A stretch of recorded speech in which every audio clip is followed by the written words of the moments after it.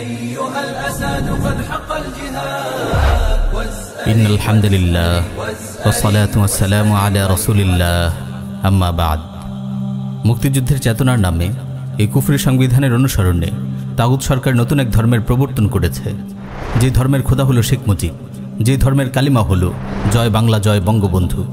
গণতন্ত্র, সমাজতন্ত্র, ধর্মনিরপেক্ষতা ও জাতীয়তাবাদ হলো এই ধর্মের চারটি স্তম্ভ। দেশজুড়ে তারা মুক্তিযুদ্ধের চেতনার নামে স্থাপন করে যাচ্ছে তাদের কথিত খোদা মুজিবের অসংখ্য মূর্তি। পুরো দেশ যেন মুজিব পূজার মণ্ডপে পরিণত হয়েছে। 1971-এর পরে যখন এদেশের মুসলিমদের উপর একটি কুফরি সংবিধান চাপিয়ে দেওয়া হলো, তখন থেকেই আলিমদের এই ব্যাপারে সুস্পষ্ট ফতোয়া দেওয়ার দরকার ছিল। কোরআনী মুসলিমদের একমাত্র সংবিধান, ইসলামী শরিয়া বাদ দিয়ে অন্য কোনো আইনে বিচার করা কুফরি। এই ঈমান বিধ্বংসী নাপাক সংবিধানকে শ্রদ্ধা করা, এই আইন বাস্তবায়ন করা সুস্পষ্ট কুফরি।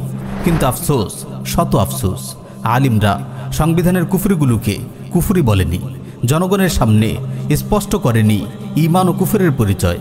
তারা গণতন্ত্রের শিরককে মানুষের সামনে স্পষ্ট করেনি, ধর্মনিরপেক্ষতার কুফরকে স্পষ্ট করেনি, সমাজতন্ত্র জাতীয়তাবাদের গুমরাহিকে স্পষ্ট করেনি। বরং তাদের অনেকেই প্রকাশ্যে বলেছে আমরা এই সংবিধানকে শ্রদ্ধা করি, যার ফলে মানুষের সামনে ঈমান ও কুফর গুলিয়ে গেছে। আজ অর্ধশত বছর ধরে এদেশে কুফরি শাসন চলছে।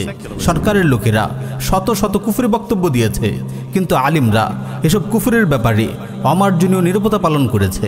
ফলে ঈমান ও কুফরের সীমানা তাদের সামনে থেকে মুছে গেছে। অবশেষে আজ এমন অবস্থা দাঁড়িয়েছে, এই কুফরি সংবিধান, এই মুক্তিযুদ্ধের চেতনা একটি পরিপূর্ণ ধর্মে পরিণত হয়েছে।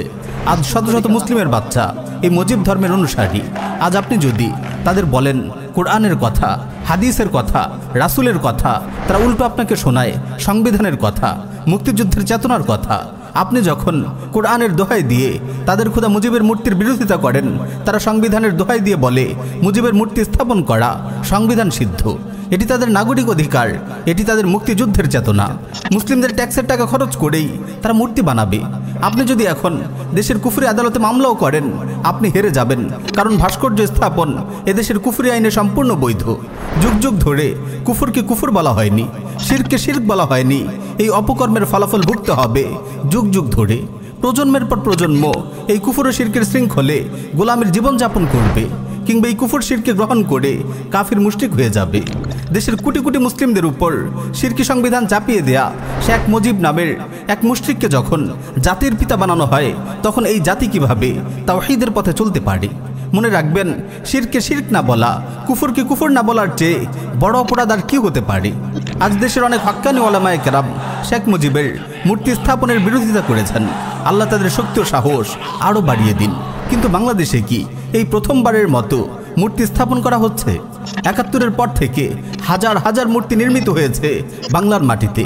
এদেশের সংবিধান কুফরি সংবিধান, এদেশের সংবিধান শিরকি সংবিধান, এদেশের সংবিধান আল্লাহদ্রোহী সংবিধান। এই সংবিধান ও রাষ্ট্র ব্যবস্থাই এসব কুফর ও শিরকের মূল।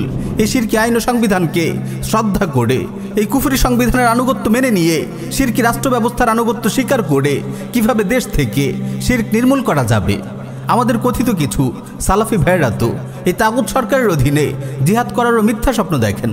এই মুশরিকদের অধীনেই আপনারা তাওহীদ প্রতিষ্ঠা করবেন? এই শিরকি সংবিধানের আনুগত্য মেনে নিয়ে আপনারা তাওহীদ প্রতিষ্ঠা করবেন? নাউযুবিল্লাহি মিন যালিক। এর চেয়ে বড় আত্মপ্রবঞ্চনা আর কি হতে পারে? প্রিয় উম্মাহ, শ্রদ্ধেয় আলিম সমাজ, ঈমানের প্রশ্নে কোনো লুকোচুরি চলে না, তাওহীদ ও শিরকের প্রশ্নে কোনো আপোষ চলতে পারে না। আমাদের হয়তো তাগুত রাষ্ট্রযন্ত্রকে উৎখাত করার শক্তি নেই, কিন্তু কুফরকে কুফর বলার এবং শিরকে শিরক বলার শক্তি তো আমাদের আছে। কেন আমরা জনগণের সামনে কুফর ও শিরকের পরিচয় তুলে ধরব না?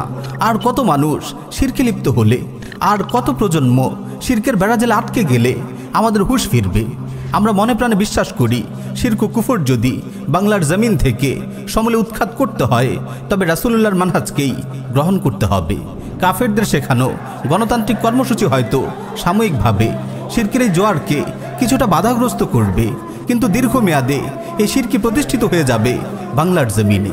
অনেক কর্মসূচি পালন করে, অনেক ঘাম ঝরিয়ে সুপ্রিম কোর্ট প্রাঙ্গণ থেকে থেমিস দেবীর মূর্তি সরানো হলো, কিন্তু শিরকের আয়োজন কি থেমে গেছে, নাকি আরও বেগবান হয়েছে? প্রিয় উম্মাহ, আসুন দাওয়া ইদাদ ও জিহাদের নববী মানহাজে ফিরে আসি।